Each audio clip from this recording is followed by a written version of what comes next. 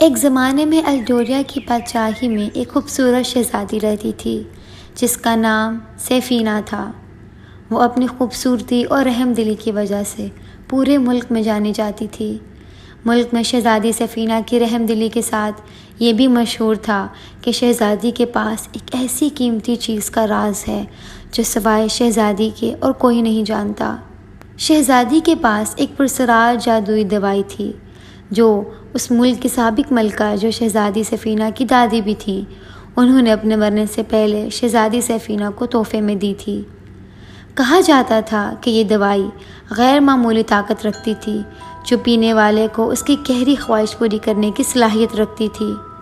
لیکن یہ جادوئی شیشی ملکہ نے شہزادی کو ایک نصیحت کے ساتھ دی کہ اس کا استعمال صرف شدید ضرورت کے وقت ہی کیا جائے، کیونکہ یہ کہا جاتا تھا کہ اس پراسرار دوائی کو استعمال کرنے والے انسان پر ایک بڑی مصیبت آئے گی۔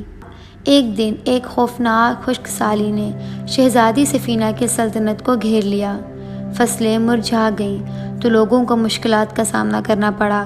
لوگ مدد کے لیے شہزادی سیفینہ کے محل کی طرف دوڑے۔ اپنے لوگوں کو بھوک اور پیاس سے پریشان دیکھ کر شہزادی کا دل غم سے بھر گیا۔ شہزادی نے فیصلہ کیا کہ یہ جادوئی دوائی استعمال کرنے کا وقت آ گیا ہے۔ اس نے ایک چھوٹا سا قطرہ ایک کرسٹل گوبلٹ میں ڈالا اور اپنی بلند آواز کے ساتھ کہا، الڈوریا پر بارش برسے اور ہماری پیاس بجھائے۔ شہزادی سیفینہ کے یہ کہتے ہی روشنی کی ایک تیز چمک پورے کمرے میں بھر گئی اور باہر ایک طوفان برپا ہو گیا۔ بارش برسی اور زمین پر زندگی بحال ہوئی۔ لوگوں نے خوشی منائی اور شہزادی سیفینہ کا نام خوشی کے گیتوں میں گایا گیا۔ لیکن جیسے جیسے دن گزرتے گئے، شہزادی نے اپنے اندر تبدیلیاں محسوس کیں۔ اس کے بال چاندی کی طرح سفید ہوتے گئے، اس کی آنکھوں کے گرد جھریاں بڑھنے لگیں۔ جادوئی دوائی نے یقیناً اس کی خواہش پوری کر دی تھی، لیکن بدلے میں اس کی روح کا ایک ٹکڑا بھی ساتھ لے لیا۔ خود کو پہلے جیسا کرنے اور دوائی کے اثرات کو ختم کرنے کے لیے شہزادی سیفینہ نے اس افسانوی چشمے کو تلاش کرنے کا آغاز کیا جس کے بارے میں کہا جاتا تھا کہ وہ کسی بھی جادو کو ختم کرنے کی طاقت رکھتا ہے۔